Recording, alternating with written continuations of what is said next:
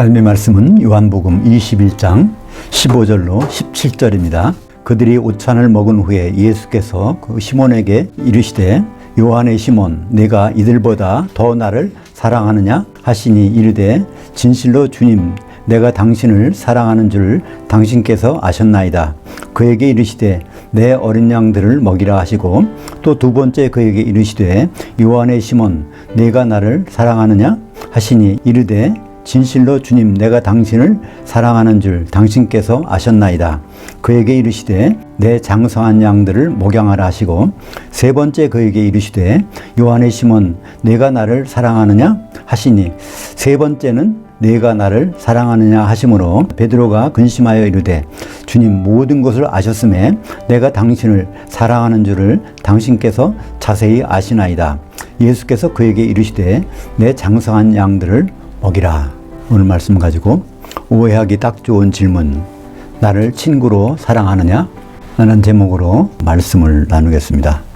요한복음 21장은 요한복음의 부록이라고 알려져 있습니다. 근데 21장은 부록이라고 하지만 여기에 특별히 중요한 의미가 담겨 있습니다. 예수 그리스도와 어떤 실패한 제자의 어떤 대화가 아니라 이 속에는 바로 우리 성도들이 누구의 말씀을 먹고 성장해야 되는지에 대해서 분명히 말씀을 주고 있는 것이죠. 어떻게 보면 이것은 바로 우리 성도들에 대한 책이라고 볼 수 있습니다. 주님을 세 번이나 부인하고 또 주님이 부활하셨을 때 주님이 두 번이나 찾아오셔서 만나 주셨죠.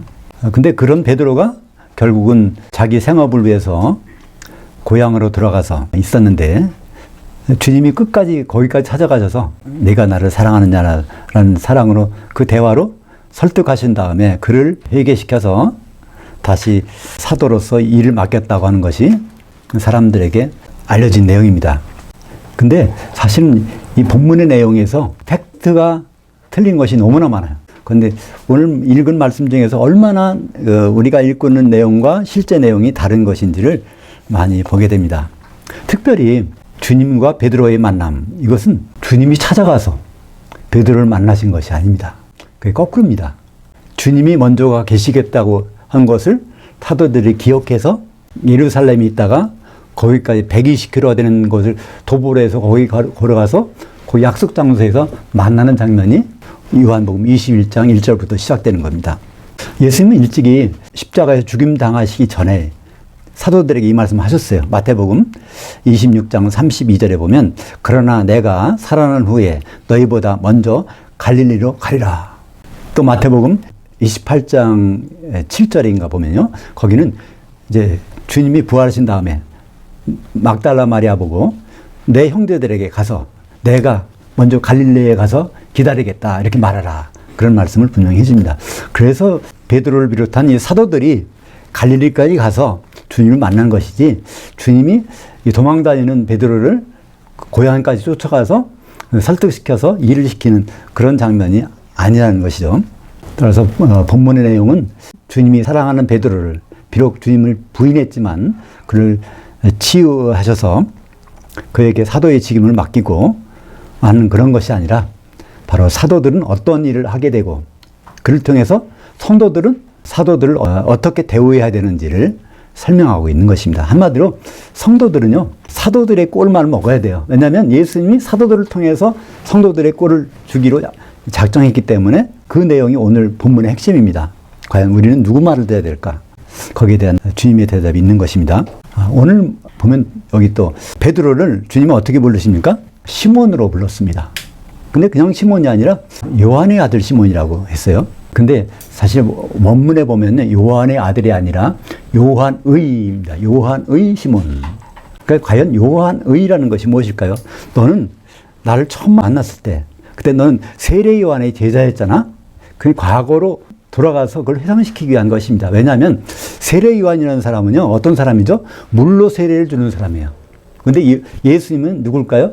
바로 성령으로 세례를 주시는 분이야. 그걸 구분하기 위해서 일부러 베드로에게 이렇게 원래 네가 어떤 사람인데 내가 너를 어떻게 맡기겠다는 그런 것을 기억하도록 일부러 세례 요한의 제자인 시몬, 그래서 원래 성경에서는 피오스라는 단어가요, 아들이란 뜻도 있지만 거기에는 문화생, 제자라는 뜻이 있습니다. 그러니까 세례 요한의 제자였는데 요한복음 21장에도 그래서 그걸 굳이 번역한다면 요한의 이라고만 하든지 요한의 제자였던 시몬아 이렇게 해야 정확한 번역인데 거기에 엉뚱하게 아들이라고 하니까 좀 이상하게 됐습니다. 베드로는 누구의 아들일까요? 마태복음 16장 17절에 보면 바요나 시모나 이렇게 말했죠. 바요나 시몬. 그러니까 히브리 말로 바르라고 하면 누구의 아들이다. 베드로의 아버지가 요나였습니다. 베드로의 육신의 아버지는 요나인데 베드로의 선생님은 누구예요? 세례 요한. 그래서 성경에서 어떤 때는 요한의 아들이라고 냈고 어떤 때는 바요나라고 번역되어 있는데요. 사실은 요나의 육신의 아들이면서 혈육의 아들이면서 세례 요한의 제자였던 그 시몬에 대해서 예수님이 질문하십니다. 내가 나를 사랑하느냐? 근데 요전에 사실은요, 15절에 보면 21장 15절에 그들이 조반 먹은 후에 이렇게 해놨어요. 번역이 다 전부 다 그렇게 번역했어요. 근데 사실은 조반이 아니라 점심입니다. 오찬은 뭐라고 할까요? 아리스톤이라고 그러죠. 아리스톤은 오찬, 점심입니다. 헬라어 동사 항상 오로 끝나죠. 그래 아리스타오는 점심 먹다. 그래 아리스톤 하면은 점심. 사실 그렇잖아요. 밤새도록 고기를 못 잡아서 그냥 예수님과 대화하는 기간이 있잖아요. 그러다가 이제 대화가 끝나고 나서 또 식사하고 나서 이제 여기 오후쯤에서 이제 얘기를 하는 겁니다. 점심 먹고 나서. 뭐 그건 큰 문제는 아니지만 일단은 그런 사소한 것까지도 번역이 좀 제대로 돼 있으면 이 시기가 점심 먹고 나서 예수님이 이렇게 말씀하신 거구나 이렇게 알 수 있는데 좀 그렇게 돼 있습니다. 예수님이 첫 질문이 뭐가 될까요? 요한의 시몬, 내가 이들보다 더 나를 사랑하느냐? 여기서 이들은 당연히 다른 사도들입니다. 다른 사도들이 나를 사랑한 것보다 너는 나를 더 사랑하느냐 그런 의미로 물으신 것입니다. 이때 질문이 어떤 질문이요? 나를 아가페오로 사랑하느냐. 아가파오인데 동사가 이제 그 2인칭이 되면은 아가파스에서 아가파스메 된 것입니다. 메는 나를 그런 뜻입니다. 그러니까 이 질문 자체가 그냥 질문이 아닙니다. 그래서 요한복음의 21장 15, 16, 17절은 예수님이 베드로에게 3번 질문해서 3번 부인했던 것을 다 회개시켰다. 다 원상복구했다 이렇게 말하는데요. 이건 질문이 똑같은 질문을 반복한 것이 아니라 처음 질문과 맨 마지막 질문은 다른 질문입니다. 그 내용을 보면 그래요. 처음 질문은 어떻게 해요? 아가파오로 사랑하느냐. 그러니까 아가페 사랑은 특별한 사랑입니다. 누구만이 할 수 있어요? 하나님만이 할 수 있는 거고요. 그렇다면 우리는 어떻게 사랑해야 되나요? 하나님인 성령이 오셔야 아가페 사랑을 할 수 있는 것입니다. 그래서 주님은 이렇게 질문을 그렇게 했어요. 아가페로 나를 사랑하느냐. 근데 베드로가 어떻게 대답했을까요? 이르되 진실로 주님 내가 당신을 친구로 사랑합니다. 이렇게 합니다. 아가파오로 이렇게 사랑한다고 말하지 않고 필레오를 1인칭이니까 필로가 됩니다. 세는 당신의 존칭이죠. 당신을 아가파오로 물었지만 나는 친구로 사랑하고 있어요. 그렇게 대답하는 것입니다. 근데 그 말을 듣고 예수님이 너 좀 그 정도밖에 아직 안 돼? 이렇게 하는 것이 아니라 어떻게 했어요? 그에게 사명을 맡깁니다. 어떤 사명일까요? 그에게 이르시되 내 어린 양들을 먹이라. 그래서 여기 나오는 것은 장성한 양이 아니라 맨 처음에는 어린 양입니다. 처음에 시작은 어린 양으로 시작할 거 아니에요? 근데 두 번째 질문을 하십니다. 두 번째 그에게 이르시되 요한의 시몬 내가 나를 아가파오로 사랑하느냐? 그 질문의 대답이 진실로 주님 내가 당신을 필레오로 사랑하는 줄을 당신께서 아셨나이다. 이미 다 알고 계신다는 거예요. 그분께서 뭐로 사랑하는 것을? 아가페로 사랑하는 것이 아니라 필레오로 사랑한다는 것을 주님이 다 아시고 있지 않습니까? 그러니까 주님이 이번에는 똑같이 그에게 이르시되 이번에는 내 장성한 양들을 목양하라. 그러니까 어린 양으로 목양하는 끝나지 말고 어린 양이 자라도록 계속 내가 올 때까지 어린 양이 장성한 양이 돼서 자라도록 목양하라 이렇게 말씀하십니다. 근데 세 번째는 그에게 이르시되 요한의 시몬 네가 나를 친구로 사랑하느냐. 세 번째 질문이 바뀌어요. 그동안은 신적으로 아가페로 사랑하냐 물었는데 두 번째까지도 그렇게 하셨는데 세 번째는 질문을 확 바꾸세요. 그러니까 거기 베드로가 근심한다는 얘기 나옵니다. 왜 갑자기 질문을 바꾸시지? 그러면서 베드로는 그 말씀을 듣고 바로 대답을 안 하고 한참 근심하다가 여기 대답하는 장면이 나오죠.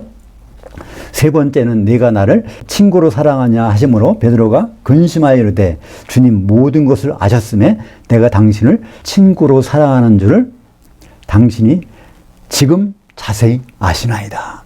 여기는 안다는 말이요. 당신이 주님께서 아시는 것을 지금 확실히 알고 계십니다. 그걸 현재형으로 덧붙였어요. 지금 이 자리에서 당신은 지금 알고 계세요. 그러니까 역시 주님 뭐라고 하십니까? 내 장사한 양들을 먹이라. 그러니까 이 명령은 다 현재형 명령입니다. 가끔가다 먹이는 것이 아니라 꾸준히 계속해서 언제까지? 내가 올 때까지. 그래서 다 여기서 결론이 다 나왔습니다. 이제 다음 부분부터 설교는 다 이제 여기에 보충입니다. 여기서 어떤 결론이 나왔을까요? 예수님은 자기의 양들을 먹이시는데 반드시 사도들을 통해서 먹이도록. 그러니까 우리는 사도들의 말씀을 통해서 양육받아야 되는 것을 알 수 있죠. 두 번째는 현재형 명령이기 때문에 조금 먹었다고 해서 끝이면은 안 되고 끝까지 예수님 오실 때까지 사도들의 꼴을 우리가 먹어야 되는 것이 오늘 말씀에서 우리에게 주시는 그 교훈인 것입니다. 3년여의 공생의 끝에 주님은 자기를 누구로 쓰냐 사도들에게 물으십니다. 그때 시몬 베드로가 주님은 하나님의 아들이신데 특별히 그 그리스도이십니다. 그 전에 뭐가 있었습니까? 주님이 물어보실 때 제자들이 그랬어요. 사람들이요 세례 요한이 살아났다고 하고 또 엘리야나 에레미야 또 선지자 중에 하나라고 합니다. 세상 사람들은 주님을 선지자 그리스도라고 말하고 있어요. 근데 베드로는 너희는 나를 누구라고 하냐 하니까 베드로가 갑자기 여기서 주님은 그 그리스도였어요. 근데 그 그리스도가 어떤 그리스도인지는 뒤의 내용을 보고 압니다.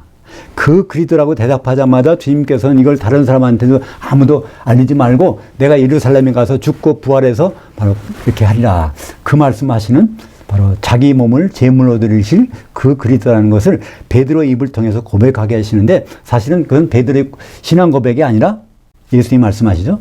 이를 내게 계시하신 분은 하늘에 계신 아버지시니라. 너는 내 실력이 아니라 사람들이 너를 가르쳐준 것이 아니라 이 순간에 아버지의 계시가 너한테 임해서 내가 바로 나를 제물 대신 대제사장 대신 그리스도라고 고백했다고 이렇게 말씀하신 것입니다. 그 고백이 나오자마자 이름을 바꿔주십니다. 처음 만났을 때는 그냥 시몬이었어요. 근데 그 고백을 하자마자 이제는 반석 조각 페트로스로 바꿔주십니다. 사람들은 베드로의 이름이 반석이라고 그러는데요. 이거는 좀 잘못된 말입니다. 베드로는 이름은 페트로스입니다. 그걸 우리말 번역할 때 베드로죠. 반석 조각이라는 얘기입니다. 너는 이제 반석 조각인데 나는 교회를 세우고 싶어. 어디다 세우냐면 이러한 반석, 이러한 페트라. 페트라는 어떤 게 페트라예요? 반석 조각이 다 맞춰지면 그게 온전한 반석이 됩니다. 그러니까 페트로스와 페트라는 완전히 차이가 나는 거예요. 페트로스는 남성 명사, 페트라는 여성 명사. 근본적으로 다른 것입니다. 근데 예수님은 페트로스에다가 교회를 세우는 것이 아니라 반석에다가 교회를 세우시겠다고 합니다. 온전한 반석은 몇 조각이 모아야 될까요? 이스라엘 수는 3 곱하기 4, 12가 온전한 반석이 되는 것이죠. 그래서 그 반석에다가 나는 교회를 세우겠다. 이렇게 바꿔주시고 주님의 사도들은 베드로만 있는 것이 아닙니다. 다른 조각들이 있어야 되잖아요. 다른 조각들이 다 합해지는 것. 그래서 이 사도라는 이름 자체가 아포스톨로스, 아포는 떼어낸다. 스톨로스는 설치한다. 큰 어떤 그 건물이 있으면 이것을 다른 데다 옮길 때는요. 반드시 쪼개서 설치해야 됩니다. 바로 예수님은 얼마나 큰지 몰라요. 그분을 우리에게 직접 주시면 우리가 어떻게 할지 몰라. 그러니까 그분을 쪼개서 우리에게 주셔서 우리는 그에 서 있게 만드신 것이 교회인 것입니다.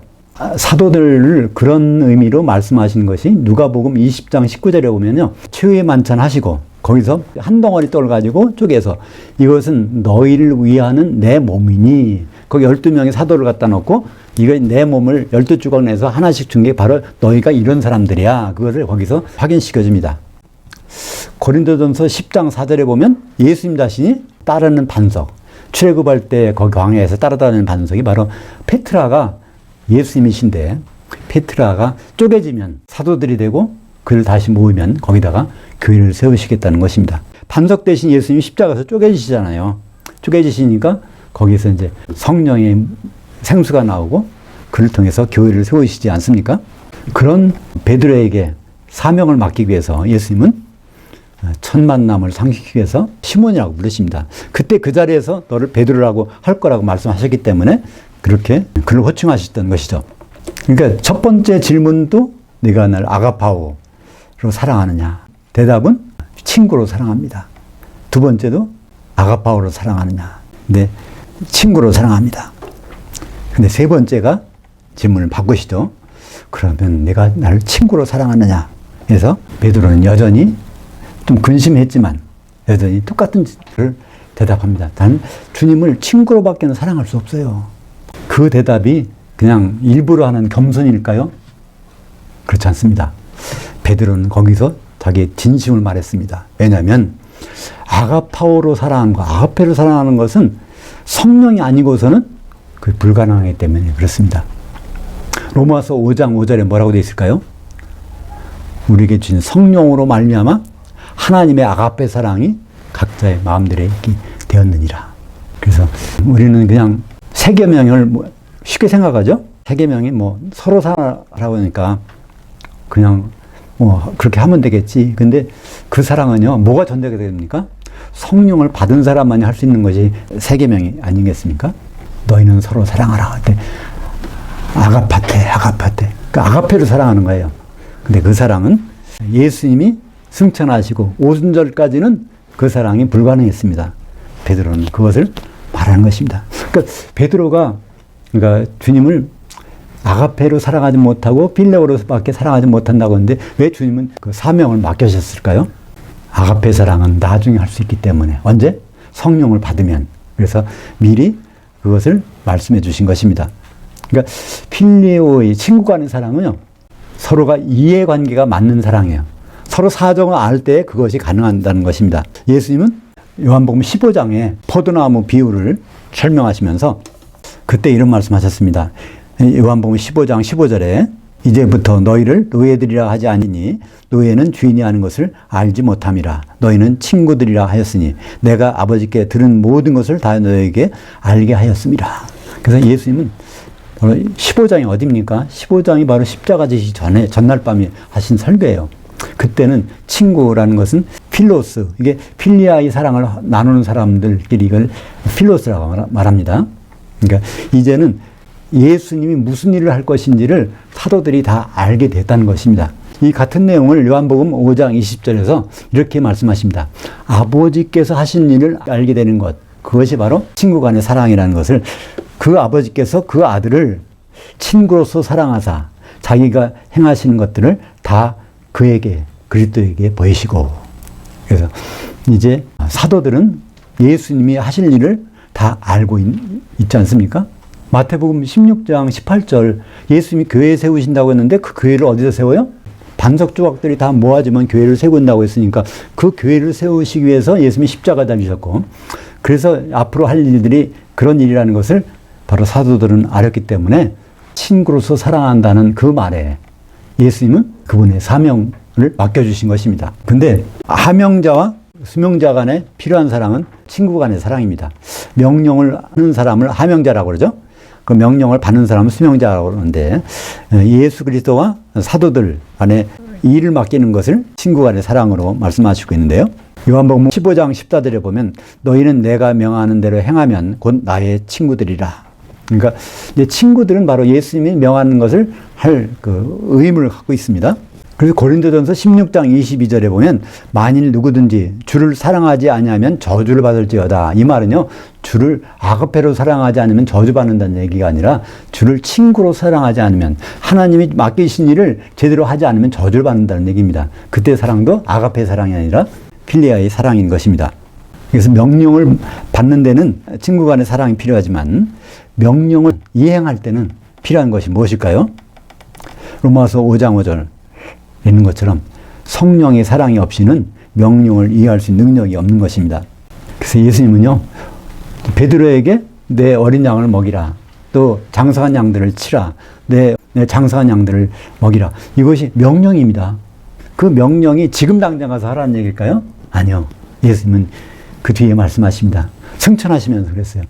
아버지께서 그 큰 능력을 너희들에게 부어주실 때까지는 이 성을 떠나지 말고 꼼짝 말고 거기 있으라. 그래서 그 명령을 받고 그 다음에 사도들이 움직인 게 아닙니까? 누가복음 24장 49절에 보면요. 볼지어다 내가 아버지께 약속하신 것을 너에게 보내리니 너희는 위로부터 능력으로 입혀질 때까지 이 성에 머물라. 그래서 결국은 오순절날 사도들에게 성령이 임한 것을 우리는 볼 수 있지 않습니까? 사도들은 그냥 자기 말을 전한 것이 아니라 성령의 말씀을 통해서 우리 성도들을 목양하고 있습니다. 우리가 이 신약 성경 사도들의 말을 볼 때 그냥 글자로 보는 것이 아니라 그 속에 성령의 감동으로 기록된 사도들의 말씀을 우리가 보고 있는 것입니다. 오늘 본문에 요한복음 21장에는 두 종류의 양들이 나옵니다. 하나는 어린 양, 아르니온, 이게 복수니까 아르니아라고 나오는데 어린 양들, 또 장성한 양들. 그것이 예수님이 사도들에게 맡겨놓고 간 성도들의 모습입니다. 근데 예수님이 다시 오실 때 어떤 모습으로 오실까요? 마태복음 25장에 보면 목자로서 오신다고 되어 있는데 어떻게? 목자로 오셔서 새끼 염소들 가운데서 장성한 양들을 골라내서 거기서 심판하시겠다는 겁니다. 그러니까 우리 바로 2000년 전에 그때는 어린 양과 장성한 양이 있었는데 시간이 지나서 예수님 오셔서 예수님 앞에는 어린 양은 하나도 없고 수많은 새끼 염소들 가운데서 장성한 양이 드문드문 있는 모습들이 바로 그리스도의 심판대의 모습인 것입니다. 그것이 바로 마태복음 25장 31절부터 33절까지 제가 읽겠습니다. 인자가 자기 영광으로 모든 천사와 함께 올 때, 이걸 읽다면 무엇이 생각나십니까? 요한복음 1장 51절 생각나시죠? 인자 위에 천사들이 오르락내리라. 바로 이제 이 모습입니다. 마태복음에서 25장 31절에서 바로 그 나다나엘에게 또 그 사도들이 있는 자리에서 말씀하신 그 내용입니다. 인자가 자기 영광으로 모든 천사와 함께 올 때 자기 영광의 보좌에 앉으리니 모든 민족을 바로 이스라엘 12지파를 그 앞에 모으고 각각 구분하기를 목자가 새끼 염소들 중에서 장성한 양들을 구분하는 것 같이 하여 그 양들은 오른편에 그 염소들은 왼편에 두리라. 요한복음 21장의 그 내용은 마태복음 25장에 나오는 그리스도의 심판대의 모습을 바로 오버랩이 되지 않습니까? 그리스도의 심판대에서 그 심판하실 주님의 판결문을 한번 읽어볼까요? 마태복음 25장 46절입니다. 그들은 영벌에 의인들은 영생에 들어가리라. 우리는 앞으로 재판을 받을 텐데, 심판을 받을 텐데, 판결문까지 우리는 가지고 있는 사람들입니다. 보통 사람이 아니에요. 그죠? 근데 그 판결할 때, 그 판결 기준이 어떻게 될까요? 마태복음 25장 40절입니다. 너희가, 여기 장성한 양들이라면, 여기 그리스도 심판대에 있는 내 형제들, 12사도들 중에 지극히 작은 자 하나에게 한 것이 곧 내게 한 것이니라. 또 그 다음 절에, 마태복음 25장 41절에는 그렇게 말합니다. 너희가 여기 있는 내 형제 중 지극히 작은 자 하나에게 하지 않은 것, 그것이 바로 나에게 한 것이니라고. 누구한테요? 새끼 염소들한테. 새끼 염소들은 사도들의 말을 대충대충 보고 말하다는 거예요. 그 결과는 어떻게 됩니까? 영생이냐 영벌이냐가 갈려지는 것입니다. 본문은 단순히 부활하신 예수님과 실패한 제자를 만나서 그런 사람들을 회복시켜주는 그런 게 아닙니다. 많은 분들은 요한복음 21장 말씀을 가지고요. 비록 예수님을 부인하고 실패하고 잘못됐더라도 예수님은 끝까지 그 사람들을 찾아가셔서 회복시켜주고 다시 하나님의 일을 잘할 수 있도록 맡기신다. 이것을 개인 우리 성도들에게 하시는 말씀으로 이해를 하고 그렇게 가르칩니다. 근데 여기에서는 분명한 한계가 있습니다. 이 말씀은 15장과 연계되는 말씀입니다. 나는 포도나무여 너희는 가지라. 가지가 열매를 많이 맺어야 되는데 그때 말씀 예수님 포도나무 대신 예수님과 가지된 사도들과 사도들에게 붙어서 바로 꽃을 펴고 열매 맺는 성도들에 대해서 거듭해서 말씀해 주시는 것입니다. 우리가 오늘 말씀을 통해서 다시 한번 주님의 성도들이라면 누구의 꼴을 먹어야 되는지 그 누구의 꼴을 언제까지 어떻게 먹어야 되는지를 다시 한번 생각해 보게 되는 것입니다. 기도하겠습니다. 주님이 갈릴리 해변에서 사도들을 만나서 사도를 대표하는 베드로와 대화를 하신 가운데 그 대화 내용 속에서 우리가 오늘 무엇을 해야 되는지를 주님 오실 때 주님 앞에 있는 펼쳐지는 모습이 어떤 모습인지를 다시 생각하면서 하루하루를 보람 있게 지낼 수 있도록 인도하여 주시옵소서. 예수님 이름으로 기도합니다. 아멘.